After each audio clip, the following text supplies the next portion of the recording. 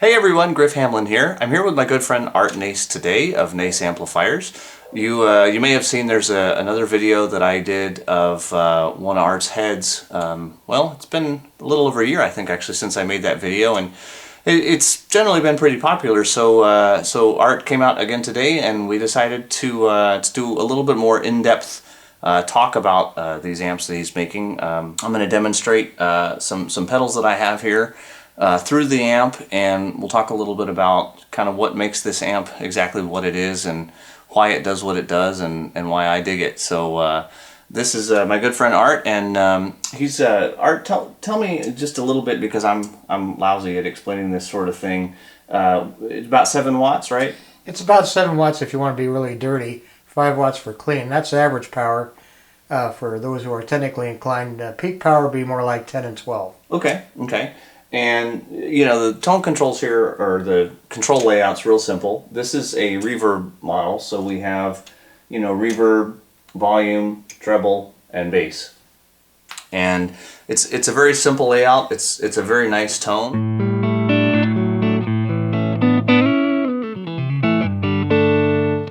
And you can hear I've got just a touch of reverb on it right now. Now, for those of you guys that are into the surf style, it can definitely get you there.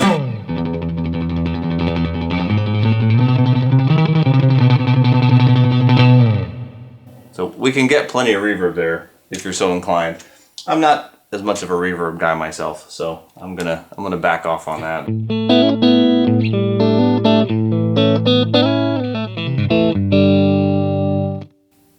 Now, you mentioned that we have it's a 6v6 tube. The standard tube is a 6v6 with a 12AX7. That's how it comes delivered.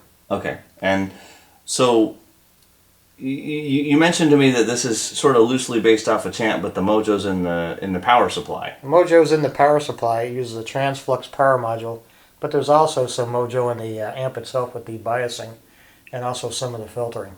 Cool. All right.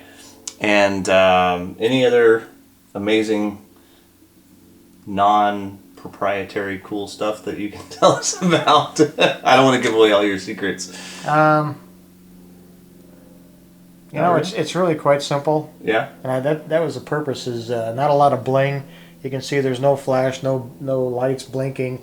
It doesn't have any of the gildedness that some of the amps have, and it has simple controls. Yeah. That seems to be what a lot of the people have asked for. Is we like simple. Yeah, absolutely. Well, I'm one of them. So, and in this combo, just so you know, there is a Celestion Greenback 25 watt speaker in it, which, from what I can tell, is definitely the best pairing. I've now played this amp. I've played the head with a few different speaker combinations, and I really like this combo with the 25 watt speaker in it.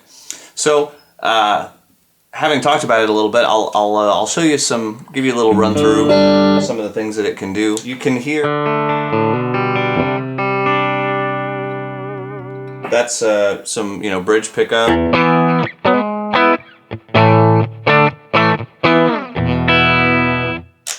Switching over to the neck pickup.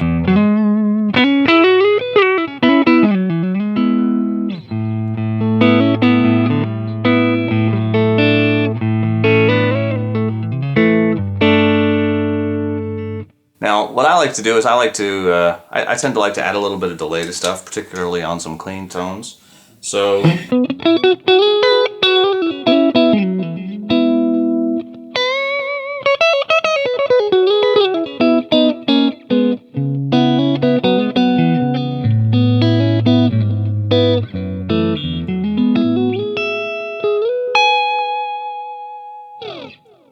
now, one of the things that I really like about this amp, I have the treble right now set at about, I'll say 7 out of 10, about 2:30, pushing 3 o'clock. I'm well known for typically running my treble controls about 2. There's a lot of useful range in the treble control, which is really nice. You can dial in just the right amount of bite without it getting too extreme. if I crank the treble all the way up, even on my Strat in the bridge position, it's still...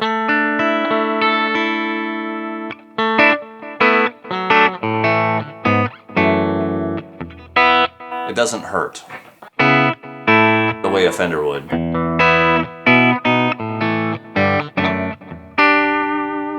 So you can still get some quack if you need it.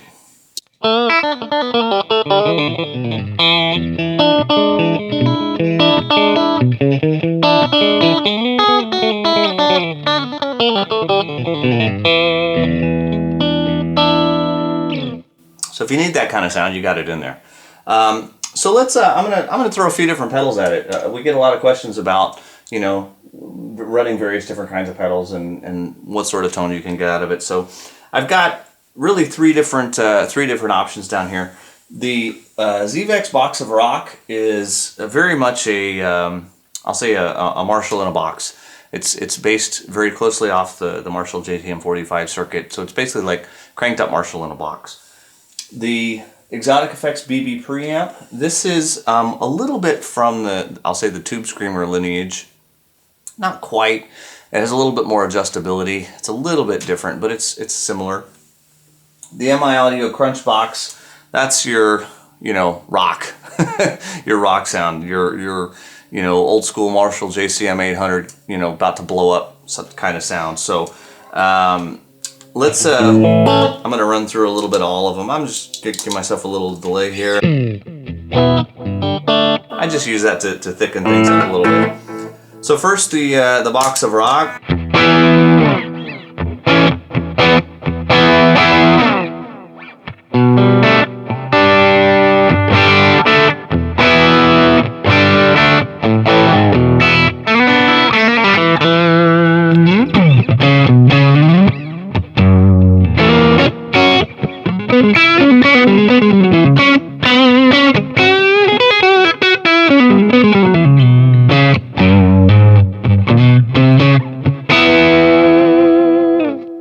So I kind of give you an idea there. Now, if I switch over to the BB preamp, you can hear kind of what it'll do. Bring the volume down just a little bit.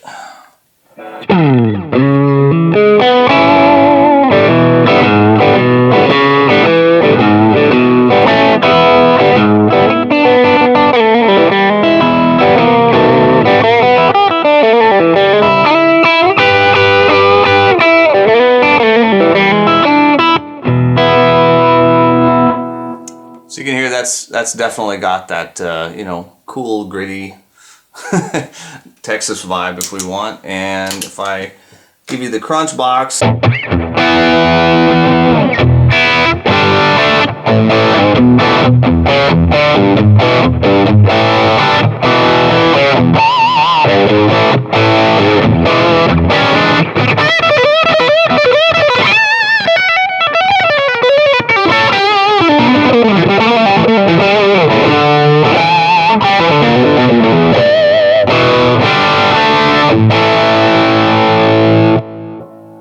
you definitely get the real in-your-face kind of sound. So one of the things that a lot of people asked us about was the comparison, obviously, between this amp and something like a Blues Junior, which is a very popular at-home amp. So what we've done is I have my Blues Junior. So right now we have the reverb set. I have just a taste. I'll say 1 or 2 on the reverb setting. We have the volume right about, I'm going to say 930 on a clock. The treble, as I mentioned, I got about 2 o'clock right now, and I have the bass set just shy of noon. So what we're going to do right now is, through the magic of video editing, a Blues Junior is going to magically appear right here in this spot, and we're going to set up the dials pretty much identical and let you hear the difference. Now, I've tried to set this up as close as I could to the exact same. The reverb is roughly, I'll say, barely on. This has bass, mid, and treble controls. So I've set the middle, basically in the middle. I've put the treble about 2:30, 3 o'clock like I had on the other one, and I've brought the bass way down. And I've set the volume and master to get us about the same volume level as we had with the Nace, which is turned out to be roughly equivalent. It's about a quarter of the way up, maybe about 3 o'clock, or about 9 o'clock. So right away, there's a couple of things that you'll notice, and I don't know, you probably can't hear this, it's not going to come across the camera as it will here. The Nace at idle was dead quiet. There was no hiss coming out of it. There is a little bit of hiss coming out of this amp. I don't know if it's enough to come through this microphone or not, but I definitely can hear that there's some hiss coming out of the amp. Now the other thing that you're going to notice right away is the reverb. That's a clangy spring reverb, which I'm personally not a big fan of. The Nace does have a nice electronic reverb circuitry. It's not a spring. It's not going to go, you know, if you hit it, it's not going to vibrate and make all kinds of the crazy stuff. Now, if you're really into, you know, the spring reverb sound, you might find that you prefer that. I just don't happen to be one of those people, but I know there are those people out there. So should make a point of the fact that the reverb in the Nace is an electronic reverb. I happen to prefer that. It's a lot smoother, it's a lot easier to work with than the spring reverb. But that being said, at least we've pointed out the difference. If I can add, Griff. Yeah.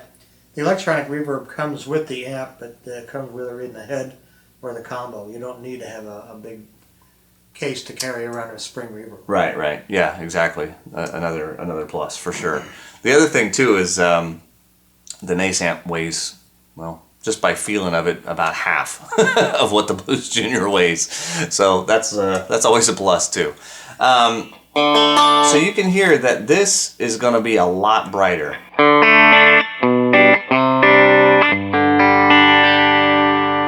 So on the, you know, on the same settings, this is a very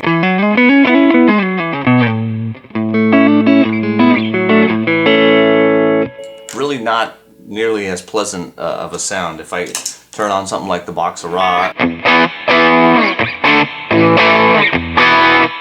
it's just really a lot more in your face. With the Crunch Box, definitely a lot more buzzy and stuff.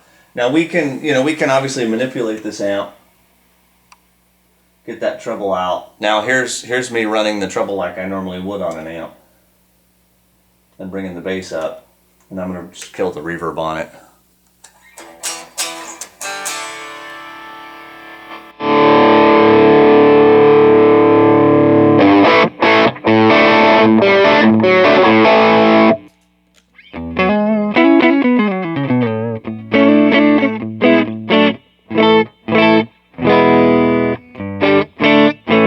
So that's definitely not as brutal on the ears. I basically took all but about 2 of the treble out of it. So that gets these amps a little bit closer together, but unfortunately, in taking all of the high end out of the Blues Junior to make it not so piercing, you don't have that sparkle either. You kind of have to weigh that out.